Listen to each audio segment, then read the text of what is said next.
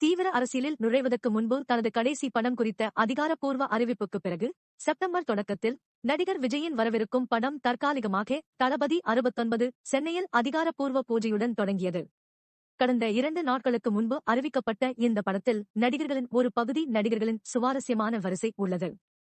முன்னதாக மிருகம் படத்தில் விஜய்க்கு ஜோடியாக நடித்த நடிகை பூஜா ஹெக்டே கதாநாயகியாக நடிக்க ஒப்பந்தம் செய்யப்பட்ட நிலையில் இப்படத்தில் பாபி தியோல், பிரகாஷ் ராஜ், நரேன், கௌதம் மேனன், பிரியாமணி மற்றும் மமிதா பைஜு ஆகியோர் துணை வேடங்களில் நடித்துள்ளனர்.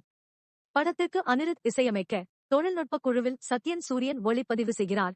பிரதீப் டி ராகவ் படத்தொகுப்பை கையாண்டுள்ளார். அல்லரசு சண்டை காட்சிகளை கவனிக்கிறார். பழம்பெரும் நடிகர் ரஜினிகாந்த் விரைவில் குணமடைய தமிழக முதல்வர் மு.க. ஸ்டாலின் வாழ்த்து தெரிவித்துள்ளார். நடிகர் திங்கள்கிழமை இரவு சென்னையில் உள்ள மருத்துவமனையில் அனுமதிக்கப்பட்டார். ரசிகர்கள் சமூக ஊடக தளங்களில் தங்கள் பிரார்த்தனைகளையும் நடிகரின் ஆரோக்கியத்திற்காக வாழ்த்துக்களையும் அனுப்பியுள்ளனர். மேலும் படிக்கவும் ரஜினிகாந்த் தேர்ந்தெடுக்கப்பட்ட நடைமுறைக்காக மருத்துவமனையில் அனுமதிக்கப்பட்டார். உடல்நிலை சீராக உள்ளது. ரஜினிகாந்த் விரைவில் குணமடைய மு.க. ஸ்டாலின், சரத்குமார் வாழ்த்து தெரிவித்துள்ளனர். முதல்வர் எக்ஸில், முன்னாள் ட்விட்டர், தமிழில் ஒரு பதிவை பகிர்ந்துள்ளார். அதில் ஒரு பகுதி அவர்கள் விரைவில் குணமடைய வாழ்த்துகிறேன் என்று எழுதப்பட்டிருந்தது. சரத்குமார் தனது ட்விட்டர் பதிவில், திடீர் உடல் நலக்குறைவால் மருத்துவமனையில் அனுமதிக்கப்பட்டுள்ள எனது அன்பு நண்பர் திரு ரஜினிகாந்த் விரைவில் குணமடைய வாழ்த்துகிறேன். விரைவில் அவர் முழு துடிப்புடனும் ஆரோக்கியத்துடனும் தனது பணிகளை மேற்கொள்ள பிரார்த்திக்கிறேன். 1. ரஜினிகாந்த் மீது சுப்பிரமணியன். தமிழக சுகாதாரத்துறை அமைச்சர் எம்.யு. சுப்பிரமணியன் நியூஸ் 18-க்கு அளித்த பேட்டியில், ரஜினிகாந்தின் உடல்நிலை சீராக உள்ளது. அவரது உடல்நிலையை தொடர்ந்து கண்காணித்து வருகிறோம்.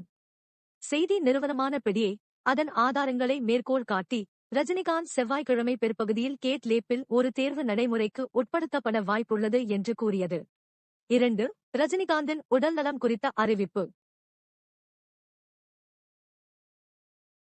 செரிமான கோளாறுக்காக அவர் அனுமதிக்கப்பட்டதைத் தொடர்ந்து அவரது உடல்நிலை சீராக உள்ளது. அவரது வயிற்றுப் பகுதிக்கு அருகில் உள்ள பிரச்சனையை கவனிக்க அவர் கேட் லேப்பில் தேர்ந்தெடுக்கப்பட்ட செயல்முறைக்கு உட்படுத்தப்படுவார். பின்னர் அவர் ஒரு அறைக்கு மாற்றப்படுவார் என்று மருத்துவமனை வட்டாரம் பிடியிடம் தெரிவித்துள்ளது.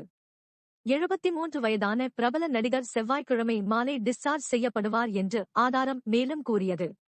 3. ரஜினிகாந்துக்கு ரசிகர்கள் வாழ்த்து.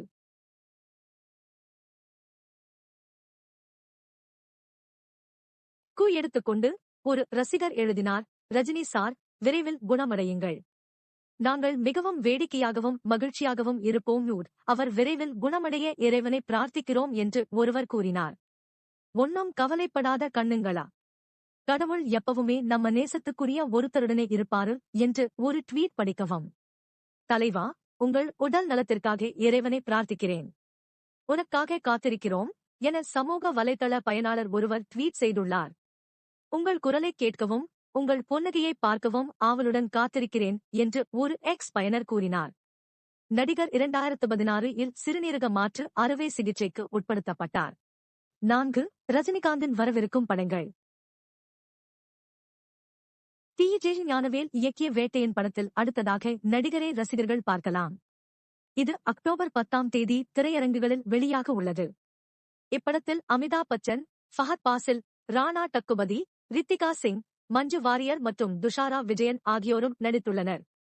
வேட்டையனுக்கு பிறகு ரஜினிகாந்த் நடிக்கும் கூலி படம் 2025 -இல் வெளியாகும். மதன்